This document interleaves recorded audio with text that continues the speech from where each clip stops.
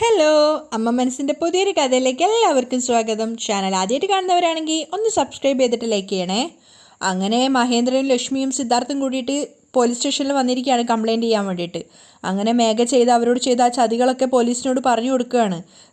സിദ്ധാർത്ഥും അതുപോലെ മഹേന്ദ്രനും ചന്ദ്രികയെ രക്ഷിക്കാൻ വേണ്ടി ശ്രീലങ്കയിലേക്ക് പോയ സമയത്ത് ലക്ഷ്മിയുടെ അടുത്തേക്ക് അവൾ പുതിയൊരു നാടകം കാണിക്കുകയാണ്. എനിക്ക് അമ്മയും ഇല്ല, അച്ഛനും ഇല്ല, എനിക്ക് ആരുമില്ല, ഞാൻ ആത്മഹത്യ ചെയ്യാൻ പോവുകയാണ്, ഞാൻ മരിച്ചു കഴിഞ്ഞാൽ ആർക്കും ഒരു കുഴപ്പമില്ലല്ലോ എന്നൊക്കെ കരഞ്ഞു പറഞ്ഞ സമയത്ത് ലക്ഷ്മി തിരിച്ചവളോട് പറയുന്നുണ്ട്, നിനക്ക് എന്താ വേണ്ടത്? എൻ്റെ പേരിലുള്ള സ്വത്ത് നിൻ്റെ പേരിലേക്ക് എഴുതി വെക്കണം, അത്രയല്ലേ വേണ്ടൂ? ഞാൻ എഴുതി തരാം മേഘ.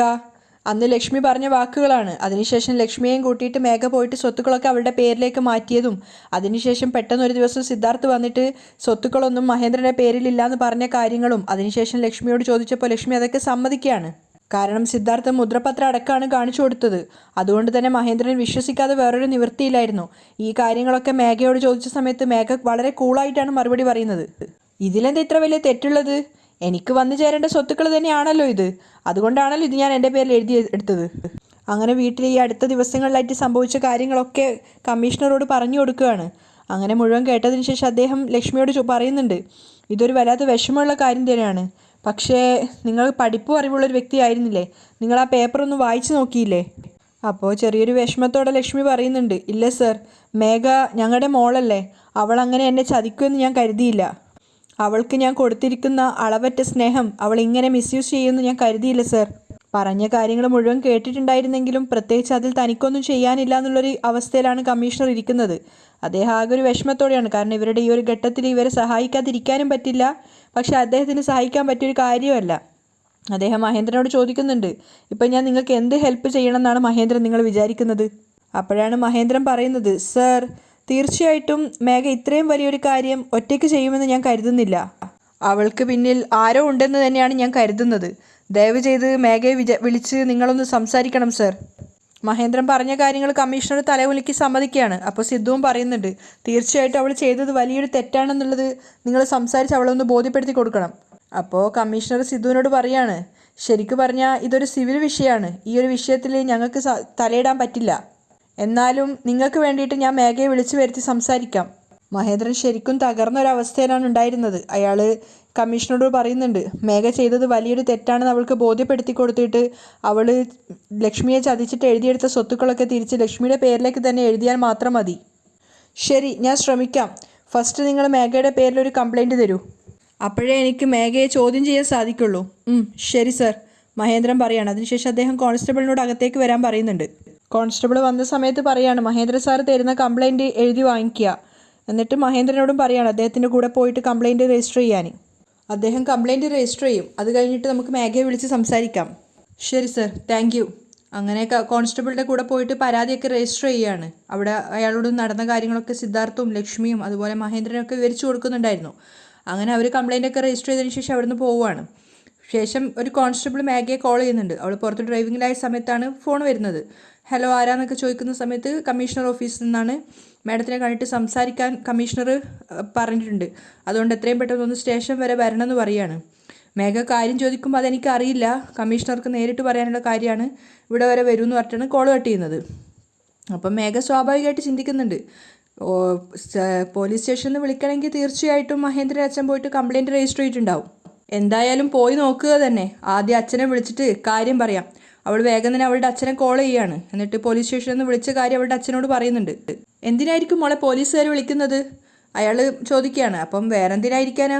സ്വത്തുക്കളൊക്കെ ഞാൻ എൻ്റെ പേരിൽ എഴുതി വാങ്ങിച്ചതിന് എൻ്റെ പേരിൽ കംപ്ലയിൻറ്റ് കൊടുത്തിട്ടുണ്ടാവും. അത് ചോദിക്കാനായിരിക്കും വിളിക്കുന്നതെന്നാണ് കരുതുന്നത്. നീ ഒന്നുകൊണ്ട് ഭയപ്പെടേണ്ട മോളെ, നീ എന്തായാലും പോലീസ് സ്റ്റേഷനിലേക്ക് പോയിക്കോ. ഞാൻ പെട്ടെന്ന് തന്നെ വക്കീലിനെ അയച്ചോളാം. അച്ഛൻ വാക്ക് കൊടുക്കുകയാണ്. അച്ഛാ, എന്തെങ്കിലും പ്രശ്നമാവോ? മേഘ ചോദിക്കുന്നുണ്ട്. ഒരു കുഴപ്പവും വരില്ല, എല്ലാം നമ്മുടെ വക്കീൽ നോക്കിക്കോളും. നീ ധൈര്യമായിട്ട് പോയിക്കോ, ഞാൻ നമ്മുടെ ലോയറിനോട് പെട്ടെന്ന് തന്നെ വരാൻ പറഞ്ഞോളാം. അപ്പോഴും മേഘയ്ക്ക് ചെറിയൊരു കൺഫ്യൂഷൻ ഉണ്ട്. അവൾ പറയുന്നുണ്ട്, എന്തായാലും നിങ്ങൾ ലോയറോട് പെട്ടെന്ന് തന്നെ വരാൻ പറ, ഞാൻ സ്റ്റേഷനിലേക്ക് പോവുകയാണ്. ശരി. അങ്ങനെ മേഘ നേരെ സ്റ്റേഷനിലേക്കാണ് പോകുന്നത്. അവിടെ എത്തിയിട്ട് കോൺസ്റ്റബിളിനോട് ഇവിടെ തന്നെ വിളിപ്പിച്ചിട്ടുണ്ടായിരുന്നു എന്ന് പറഞ്ഞപ്പോൾ അയാൾ പറയുന്നുണ്ട്, ഞാൻ തന്നെയാണ് വിളിച്ചത്, കമ്മീഷണർ കാണണമെന്ന് പറഞ്ഞിട്ടാണ്. ഒരു 2 നിമിഷം ഇവിടെ വെയിറ്റ് ചെയ്യും, ഞാൻ പോയിട്ട് അദ്ദേഹത്തോട് പറഞ്ഞിട്ട് വരാം.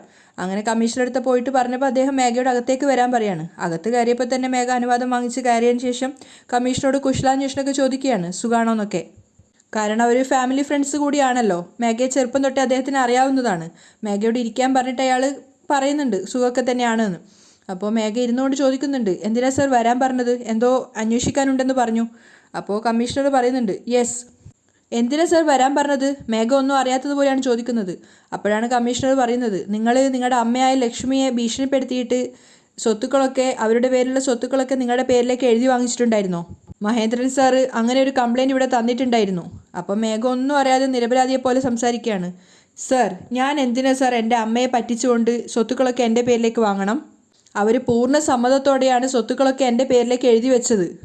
അതിനുള്ള എല്ലാ തെളിവുകളും എൻ്റെ കയ്യിലുണ്ട്. എൻ്റെ അമ്മ ലക്ഷ്മി സബ് രജിസ്ട്രാർ ഓഫീസിൽ വന്നിട്ട് അദ്ദേഹത്തിൻ്റെ മുന്നിൽ വെച്ചിട്ടാണ് ആ സ്വത്തുക്കളൊക്കെ എൻ്റെ പേരിൽ എഴുതി വെച്ചത്. അങ്ങനെയുള്ളപ്പോൾ ഞാൻ ചീറ്റ് ചെയ്തിട്ടാണ് ഈ സ്വത്തുക്കളൊക്കെ എൻ്റെ പേരിൽ എഴുതി വെച്ചതെന്ന് എന്തിനാണ് കംപ്ലൈൻറ്റ് ചെയ്തതെന്ന് എനിക്ക് മനസ്സിലാവുന്നില്ല. മേഘ ഒന്നും അറിയാത്ത നിരപരാധിയെ പോലെയാണ് സംസാരിക്കുന്നത്. കമ്മീഷണറും ചെറുതായിട്ടൊന്ന് കൺഫ്യൂഷൻ ആവുകയാണ്. മാത്രമല്ല അവൾ പറയുന്നുണ്ട്, നിങ്ങൾക്ക് എന്തെങ്കിലും സംശയം ഉണ്ടെങ്കിൽ നിങ്ങൾക്ക് തന്നെ പോയി സബ് രജിസ്ട്രാർ ഓഫീസിലുള്ള ജോലിക്കാരെയൊക്കെ ക്വസ്റ്റ്യൻ ചെയ്യാം. കമ്മീഷണർ പെട്ടെന്ന് കേട്ടപ്പോൾ ഒന്നും പറയാൻ പറ്റാത്ത അവസ്ഥയിലായി. അദ്ദേഹം മേഘയോട് പറയുന്നുണ്ട്, ഒരു 5 നിമിഷം വെയിറ്റ് ചെയ്യ്. തൽക്കാലം മഹേന്ദ്രൻ ലക്ഷ്മിയും വന്നതിന് ശേഷം അവരുമായിട്ട് സംസാരിച്ചിട്ട് നമുക്ക് എന്തൊക്കെയാണെന്ന് തീരുമാനം എടുക്കാം. Okay sir. മേഘ പുറത്തു പോയിട്ട് വെയിറ്റ് ചെയ്യാണ്. ആ സമയത്ത് അവൾ അവളുടെ അച്ഛനെ വിളിക്കുന്നുണ്ട്. എന്താ മോളെ? അല്ലച്ച, ഇത്ര നേരമായിട്ടും അഡ്വക്കേറ്റ് വന്നിട്ടില്ലല്ലോ. അവളൊരു ചെറിയ ടെൻഷനോട് സംസാരിക്കുകയാണ്. അപ്പോൾ അദ്ദേഹം പറയുന്നുണ്ട്, ലോയർ ഇപ്പോൾ കോടതിയിൽ നിന്ന് ഇറങ്ങിയിട്ടേ ഉള്ളൂ. കുറച്ചു നേരം കൊണ്ട് അദ്ദേഹം അവിടെ എത്തും. നീ പേടിക്കൊന്നും വേണ്ട. അതല്ല അച്ഛാ, എനിക്ക് ചെറുതായിട്ടൊരു ടെൻഷനുണ്ട്. നിങ്ങൾ എത്രയും പെട്ടെന്ന് തന്നെ അഡ്വക്കേറ്റിനോടൊന്ന് വേഗം വരാൻ പറയുമോ? ശരി മോളെ, ഞാൻ പറഞ്ഞോളാം. ആ സമയത്ത് മഹേന്ദ്രനും ലക്ഷ്മിയും സിദ്ധാർത്ഥും അവിടെ എത്തിയിട്ടുണ്ടായിരുന്നു സ്റ്റേഷനിൽ. അവർ വന്ന് ഡോറ് തുറന്നപ്പോൾ തന്നെ കാണുന്നത് അവിടെ വെയിറ്റിങ്ങിൽ ഇരിക്കുന്ന മേഘയാണ്. മഹേന്ദ്രൻ്റെ മുഖത്തും ലക്ഷ്മിയുടെ മുഖത്തും സിദ്ധാർത്ഥിൻ്റെ മുഖത്തൊക്കെ ദേഷ്യം നിറയുന്നുണ്ടായിരുന്നു. മേഘയും ദേഷ്യത്തോടെ തന്നെയാണ് അവരെ നോക്കുന്നത്. അവർ നേരെ കമ്മീഷണറുടെ റൂമിലേക്ക് പോവുകയാണ്. മഹേന്ദ്രൻ അകത്ത് കയറിയതിന് ശേഷം മേഘയെ കൂടി കമ്മീഷണർ അകത്തേക്ക് വിളിപ്പിക്കുകയാണ്. അവളും വന്നിട്ട് അവർക്ക് അടുത്തായിട്ട് ഇരിക്കുന്നുണ്ട്. അതിനുശേഷം കമ്മീഷണർ മേഘയോട് പറയുന്നുണ്ട്, മേഘ, നിന്നെക്കുറിച്ചുള്ള എല്ലാ സത്യങ്ങളും മഹേന്ദ്രൻ എന്നോട് പറഞ്ഞിട്ടുണ്ട്. അത് കേട്ട സമയത്ത് മേഘയ്ക്ക് പ്രത്യേകിച്ച് മറുപടിയൊന്നുമില്ല. അപ്പോൾ അദ്ദേഹം പറയുന്നുണ്ട്, നിങ്ങളുടെ ഒരു ഫാമിലി ഫ്രണ്ട് എന്ന നിലയ്ക്ക് കൂടുതൽ പ്രശ്നം വഷളാക്കാതെ ഇത് പെട്ടെന്ന് തന്നെ തീർക്കണം എന്നാണ് ഞാൻ ആഗ്രഹിക്കുന്നത്. നിന്റെ അമ്മ എത്രത്തോളം നിന്നെ സ്നേഹിച്ചിരുന്നു നിനക്ക് നന്നായിട്ട് അറിയാം. അതുപോലെ തന്നെ നിന്റെ അച്ഛനും ജീവനായിരുന്നു നീ. അതുകൊണ്ടാണ് നീ സ്വത്തിന് ചോദിച്ചപ്പോൾ തന്നെ നിനക്ക് കിട്ടേണ്ട പങ്ക് അവർ എഴുതി തന്നത്. പക്ഷേ നീയാണെങ്കിൽ എല്ലാ സ്വത്തുക്കളും നിന്റെ പേരിലേക്ക് വരുന്ന രീതിയിലാണ് ഡോക്യുമെൻ്റ് തയ്യാറാക്കിയത്. അത് കേട്ട സമയത്തൊക്കെ മഹേന്ദ്രനും ലക്ഷ്മിയൊക്കെ ആകെ തകർന്നൊരവസ്ഥയിലാണ് ഇരിക്കുന്നത്. പെട്ടെന്ന് തൻ്റെ കള്ളത്തരങ്ങളൊക്കെ കമ്മീഷണർ വിളിച്ചു പറഞ്ഞപ്പോൾ മേഘ ഒന്ന് ചമ്മിയ പോലെയാണ് ഇരിക്കുന്നത്. അപ്പോൾ കമ്മീഷണർ പറയുന്നുണ്ട്, നിന്നോടുള്ള അമിതമായ സ്നേഹവും വിശ്വാസവും കാരണം നീ കൊടുത്ത ഡോക്യുമെൻറ്റ്സ് ഒന്നും ഒന്ന് വായിച്ചു പോലും നോക്കുക ചെയ്യാതെയാണ് നിൻ്റെ അമ്മ ഒപ്പിട്ടത്. ലക്ഷ്മി അമ്മ അറിഞ്ഞുകൊണ്ടല്ല എല്ലാ സ്വത്തുക്കളും നിൻ്റെ പേരിലേക്ക് എഴുതി വെച്ചത്. നീ ലക്ഷ്മി അമ്മയെ ഫോഴ്സ് ചെയ്തിട്ടാണ് സ്വത്തുക്കൾ മുഴുവൻ നിൻ്റെ പേരിലേക്ക് മാറ്റിയത്, അതും അവരറിയാതെ. അതൊക്കെ കേട്ടിട്ട് മേഘ ക്ഷമയോടെ ഇരിക്കുകയാണ്. അവൾക്ക് എന്തൊക്കെയോ ദേഷ്യം വരുന്നുണ്ടായിരുന്നു. അപ്പോൾ കമ്മീഷണർ പറയാണ്, അതുകൊണ്ട് കൂടുതലായിട്ട് പ്രശ്നം വഷളാക്കാതെ നീയായിട്ട് തന്നെ നിൻ്റെ പേരിലുള്ള സ്വത്തുക്കളൊക്കെ തിരിച്ച് ലക്ഷ്മി അമ്മയുടെ പേരിലേക്ക് തന്നെ എഴുതി വെച്ചാൽ മതി. അതാണ് നിനക്ക് നല്ലത്. അപ്പോൾ മേഘ പറയുന്നുണ്ട്, സോറി സാർ, എന്നെക്കൊണ്ട് എൻ്റെ പേരിലിരിക്കുന്ന സ്വത്തുക്കൾ മുഴുവൻ ലക്ഷ്മി അമ്മയുടെ പേരിലേക്ക് തിരിച്ചെഴുതാൻ സാധിക്കില്ല. മേഘ കമ്മീഷനോട് പറഞ്ഞ മറുപടി കേട്ടപ്പോൾ മഹേന്ദ്രനും സിദ്ധാർത്ഥവും ലക്ഷ്മിയൊക്കെ ആകെ ഷോക്കായിട്ട് നിൽക്കുകയാണ്. കാരണം അത്രയും ബോൾഡായിട്ടാണ് അവൾ സംസാരിക്കുന്നത്. അപ്പോൾ കമ്മീഷണർ പറയുന്നുണ്ട്, മേഘ, നിൻ്റെ പിന്നിലിരുന്നിട്ട് ആരോ നിന്നെ തെറ്റായിട്ടാണ് ഗൈഡ് ചെയ്യുന്നത്. നിൻ്റെ പേരിലിരിക്കുന്ന സ്വത്തുക്കളൊക്കെ മഹേന്ദ്രൻ കഷ്ടപ്പെട്ടിട്ട് അധ്വാനിച്ചുണ്ടാക്കിയ സ്വത്തുക്കളാണ്. നീ അത് കള്ളത്തരത്തിലൂടെ നിൻ്റെ പേരിലേക്ക് ഫോഴ്സ് ചെയ്ത് എഴുതി വാങ്ങിച്ചത് തന്നെ വലിയ തെറ്റാണ്. കമ്മീഷണർ വളരെ ഫ്രണ്ട്ലി ആയിട്ടാണ് മേഘയോട് സംസാരിക്കുന്നത്. അതുകൊണ്ട് തന്നെ ദയവ് ചെയ്ത് ആ സ്വത്തുക്കളൊക്കെ തിരിച്ച് ലക്ഷ്മി അമ്മയുടെ പേരിലേക്ക് തന്നെ എഴുതി വെച്ചേക്ക്. ആ സമയം കൊണ്ട് മേഘയുടെ അഡ്വക്കേറ്റ് സ്റ്റേഷനിൽ എത്തിയിട്ടുണ്ടായിരുന്നു. അപ്പോൾ കമ്മീഷണർ മേഘയോട് പറയുന്നുണ്ട്, അങ്ങനെ നീ ചെയ്താൽ തന്നെ നീ ചെയ്ത തെറ്റുകളൊക്കെ മഹേന്ദ്രനും ലക്ഷ്മിയും നിനക്ക് ക്ഷമിച്ചു തരും. അപ്പോഴേക്കും കോൺസ്റ്റബിൾ കയറി വന്നിട്ട് പറയുന്നുണ്ട്, മേഘയുടെ അഡ്വക്കേറ്റ് വന്നിട്ടുണ്ടെന്ന്. അപ്പോൾ കമ്മീഷണർ അയാളോട് വരാൻ പറയാണ്. മേഘയുടെ അഡ്വക്കേറ്റ് അകത്ത് വന്നതിന് ശേഷം കമ്മീഷണറോട് ചോദിക്കുന്നുണ്ട്, സർ, എന്ത് അന്വേഷണത്തിൻ്റെ ഭാഗമായിട്ടാണ് മേഘ മേഡത്തോട് ഇപ്പം ഇങ്ങോട്ടേക്ക് വരാൻ പറഞ്ഞത്? അപ്പോൾ കമ്മീഷണർ വക്കീലിനോടായിട്ട് പറയാണ്, മഹേന്ദ്രൻ സാറ് അദ്ദേഹത്തിൻ്റെ സ്വത്തുക്കളൊക്കെ ഫോഴ്സ് ചെയ്ത് ചീറ്റ് ചെയ്തുകൊണ്ട് മേഘ എഴുതി വാങ്ങിയെന്നൊരു കംപ്ലയിൻറ്റ് തന്നിട്ടുണ്ട്. അതിനെക്കുറിച്ചാണ് ചോദിച്ചുകൊണ്ടിരിക്കുന്നത്. അപ്പോൾ വക്കീൽ പറയാണ്, സർ, എന്ത് പ്രശ്നമാണെങ്കിലും ഞങ്ങളത് കോടതിയിൽ നോക്കിക്കോളാം. അപ്പോൾ കമ്മീഷണർ പറയുന്നുണ്ട്, കോടതി വരെ എത്തണ്ടെന്ന് കരുതിയിട്ടാണ് ഞാൻ ഇവിടെ വെച്ച് തന്നെ ഇവരോട് ഇത് സംസാരിച്ച് തീർപ്പ് കൽപ്പിക്കാൻ ശ്രമിക്കുന്നത്. അപ്പോൾ മഹേന്ദ്രനും സിദ്ധാർത്ഥൊക്കെ തിരിഞ്ഞിട്ട് വക്കീലിനെ നോക്കുകയാണ്. അപ്പോഴാണ് വക്കീൽ പറയുന്നത്, ഈ കേസിൻ്റെ വിഷയമായിട്ട് സംബന്ധിച്ചിട്ട് നിങ്ങൾ മേഘ മേഡത്തെ ക്വസ്റ്റ്യൻ ചെയ്യാതിരിക്കാൻ വേണ്ടിയിട്ട് ഞങ്ങൾ കോടതിയിൽ നിന്നും സ്റ്റേ ആദ്യം വാങ്ങിയിട്ടുണ്ടായിരുന്നു എന്ന് പറഞ്ഞിട്ട് അദ്ദേഹം സ്റ്റേ കൊണ്ടുവന്നിട്ട് കമ്മീഷണർക്ക് കൊടുക്കുകയാണ്. കമ്മീഷണർ ആ പേപ്പർ വായിച്ചതിന് ശേഷം മേഘയോട് പറയുന്നുണ്ട്, ഇങ്ങോട്ട് നോക്ക് മേഘ, ഞാൻ കമ്മീഷണറായിട്ടോ പോലീസ് ഓഫീസറായിട്ടോ അല്ല സംസാരിക്കുന്നത്, നിങ്ങളുടെ ഫാമിലി ഫ്രണ്ടായിട്ടാണ് പറയുന്നത്. നീ വലിയ തെറ്റാണ് ചെയ്തിരിക്കുന്നത് മോളെ. മഹേന്ദ്രൻ്റെ ലക്ഷ്മിയുടെ മുഖമൊക്കെ ആകെ വാടിയിരിക്കുകയാണ്. അപ്പോൾ കമ്മീഷണർ പറഞ്ഞു കൊടുക്കുന്നുണ്ട്, നിന്നെ വിശ്വസിച്ച നിൻ്റെ അച്ഛനെയും അമ്മയും ചതിക്കുന്നത് നിനക്ക് നല്ലതിനുള്ളതല്ല. അപ്പോൾ മേഘ വളരെ ഗൗരവത്തിലാണ് സംസാരിക്കുന്നത്. ഞാൻ ആരെയും ചീറ്റ് ചെയ്തിട്ടില്ല. എൻ്റെ അച്ഛൻ മഹേന്ദ്രൻ ഞാൻ ചെറുതായിരുന്നപ്പോൾ തൊട്ട് എന്ത് വാങ്ങിക്കുമ്പോഴും എനിക്ക് വേണ്ടിയിട്ടെന്ന് പറഞ്ഞിട്ടാണ് വാങ്ങിച്ചുകൊണ്ടിരുന്നത്. അത് സ്ഥലമായിരിക്കട്ടെ അല്ലെ ബിൽഡിംഗ് ആയിരിക്കട്ടെ, ഇനി അതല്ല ചെറിയ ചെറിയ സാധനങ്ങൾ പോലും എനിക്ക് വേണ്ടിയിട്ടാണ് വാങ്ങുന്നതെന്ന് ചെറുതിലെ പറഞ്ഞ് പഠിപ്പിച്ചിട്ട് ഇപ്പോൾ അത് എനിക്കല്ല എന്ന് പറഞ്ഞു കഴിഞ്ഞാൽ അത് എന്നെ എത്രത്തോളം ബാധിക്കും. മേഘ ഉള്ളിൽ തട്ടിയാണ് സംസാരിച്ചുകൊണ്ടിരിക്കുന്നത്. കാരണം കുഞ്ഞുനാളിലെ ഇവരുടെ മകളാണെന്ന് കരുതിയിട്ടാണ് അവൾ വളർന്നിട്ടുണ്ടായിരുന്നത്. ഓരോ സാധനങ്ങളും അവൾക്ക് വേണ്ടിയാണെന്ന് പറഞ്ഞിട്ടാണ് അവർ വാങ്ങിച്ചിട്ടുണ്ടായിരുന്നതും. അപ്പോൾ മേഘ കമ്മീഷണറോട് പറയുന്നുണ്ട്, ശരിക്കും ഞാൻ ഇവരെ അല്ല പറ്റിച്ചത്, ഇവരെന്നെയാണ് ചതിച്ചത്. അതുകൊണ്ടാണ് ഇവരുടെ പേരിലുള്ള സ്വത്തുക്കൾ മുഴുവൻ ഞാൻ എൻ്റെ പേരിലേക്ക് എഴുതി വാങ്ങിയത്. മേഘ അവളെ സ്വയം ന്യായീകരിക്കാൻ ശ്രമിക്കുകയാണ്. അത് കേട്ട സമയത്ത് ലക്ഷ്മിക്ക് നിയന്ത്രിക്കാനാവുന്നുണ്ടായിരുന്നില്ല. ലക്ഷ്മി വേഗം തന്നെ ചാടി എഴുന്നേറ്റിട്ട് മേഘയോട് തട്ടിക്കയറുകയാണ്. മേഘ, നിനക്ക് എത്രത്തോളം അഹങ്കാരമുള്ളത് കൊണ്ടാ സ്വത്തുക്കൾ എന്നെ പറ്റിച്ച് ചതിച്ച് എഴുതി വാങ്ങിയതും പോരാ അതിന് ന്യായീകരിച്ചുകൊണ്ട് സംസാരിക്കുകയാണോ എന്ന് പറഞ്ഞിട്ട് മേഘയുടെ കവിളിലൊന്ന് പൊട്ടിച്ചു കൊടുക്കുകയാണ്. പ്രതീക്ഷിക്കാത്ത അടിയായതുകൊണ്ട് മേഘയെ ഒന്ന് പകച്ചു പോയിട്ടുണ്ടായിരുന്നു. അവൾ കവിളിൽ കൈ ഇങ്ങനെ വെച്ച് നിൽക്കുകയാണ്. ലക്ഷ്മിക്ക് അവരെ നിയന്ത്രിക്കാൻ സാധിക്കുന്നില്ല. മഹേന്ദ്രനും സിദ്ധാർത്ഥവും ഒക്കെ വേണ്ടാന്ന് പറയുന്നുണ്ട്. കമ്മീഷണർ അടക്കം ചെറുതായിട്ടൊന്ന് ഞെട്ടിയിട്ടുണ്ടായിരുന്നു. അപ്പോൾ അവളുടെ വക്കീൽ പറയുന്നുണ്ട് ലക്ഷ്മിയോട്, മാഡം, ഇനിയും എൻ്റെ ക്ലയൻറ്റിൻ്റെ മേൽ കൈവച്ചാൽ ഞാനിത് നോക്കിയിട്ട് വെറുതെ ഇരിക്കുമെന്ന് കരുതരുത്. ഇനി ഇതുപോലെ എന്തെങ്കിലും ആവർത്തിച്ചാൽ നിങ്ങളുടെ പേരിൽ ഹ്യൂമൻ റൈറ്റ്സിന് കേസ് എടുത്തിട്ട് ഞാൻ ഫയൽ ചെയ്യും. ലക്ഷ്മി ഒന്നും ചെയ്യാതെ പിന്നെ അവിടെ ഇരിക്കാൻ ശ്രമിക്കുകയാണ്. അപ്പോൾ വക്കീൽ കമ്മീഷണറോട് പറയുന്നുണ്ട്, സാർ നിങ്ങളുടെ മുന്നിൽ വെച്ചല്ലേ ഇത് നടക്കുന്നത്. അപ്പോൾ കമ്മീഷണർ പറയാണ്, ഇമോഷണൽ ആവാതെ നിങ്ങളൊന്ന് അനങ്ങാതെ നിൽക്ക്. പിന്നെ സാർ, നിങ്ങളുടെ കൺമുന്നിൽ വെച്ചിട്ടാണ് എൻ്റെ ക്ലയൻറ്റിനെ ഉപദ്രവിച്ചത്, നിങ്ങളാണെങ്കിൽ അത് നോക്കിക്കൊണ്ടിരിക്കുന്നു. അപ്പോൾ കമ്മീഷണർ വക്കീലിനോട് പറയുന്നുണ്ട്, മേഘ സ്വത്തുക്കളൊക്കെ ഇവരെ കയ്യിൽ നിന്നും പറ്റിച്ചിട്ട് ചതിച്ചിട്ടാണ് വാങ്ങിച്ചത്. അതുകൊണ്ടാണ് അവർ മേഘയെ തല്ലിയത്. ഇപ്പം ഞാൻ എന്ത് ചെയ്യണമെന്നാണ് നിങ്ങൾ പറയുന്നത്?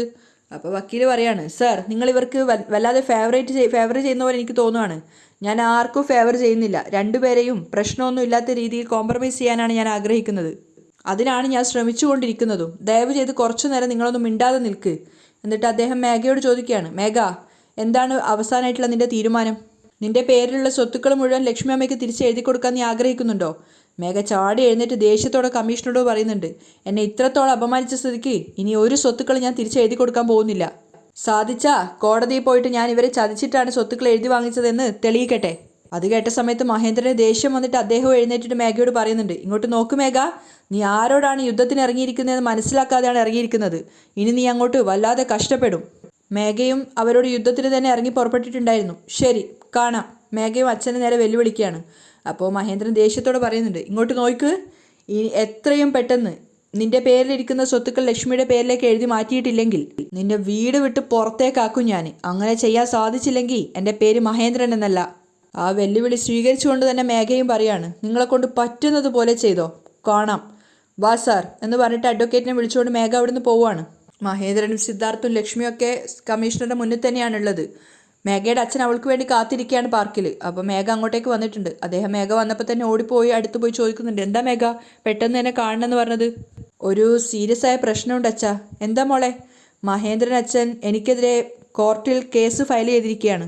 ഞാൻ ലക്ഷ്മി അമ്മയെ ചതിച്ചിട്ടാണ് സ്വത്തുക്കൾ മുഴുവൻ എഴുതി വാങ്ങിയതെന്ന് കേസ് കൊടുത്തിരിക്കുകയാണ്. എന്താ അച്ഛാ ചെയ്യുക? മേഘ ഒരു ചെറിയ ടെൻഷനിലാണ് ചോദിക്കുന്നത്. മുഴുവനായിട്ട് കേട്ടതിന് ശേഷം അവളുടെ അച്ഛൻ കൂളായിട്ട് പറയുന്നുണ്ട്, നീ ഒന്നുകൊണ്ടും ഭയപ്പെടേണ്ട മോളെ. തമിഴ്നാട്ടിലെ തന്നെ ഏറ്റവും വലിയ ലോയറെയാണ് ഞാൻ നിനക്ക് വേണ്ടിയിട്ട് ഏർപ്പാടാക്കിയിട്ടുള്ളത്. മഹേന്ദ്രനെ കൊണ്ട് ഈ കേസിൽ നിന്നെ ജയിക്കാൻ സാധിക്കില്ല. അതുകൊണ്ട് അതൊന്നും ചിന്തിച്ച് നീ ടെൻഷൻ അടിക്കേണ്ട. അച്ഛൻ്റെ വാക്കുകൾ ആശ്വാസം പകരുന്നുണ്ടെങ്കിലും മേഘയുടെ ഉള്ളിൽ ചെറുതായിട്ടൊരു ഭയം ഉണ്ടായിരുന്നു. അവിടെയാണ് ഇന്നത്തെ എപ്പിസോഡ് വൈൻഡപ്പ് ചെയ്യുന്നത്.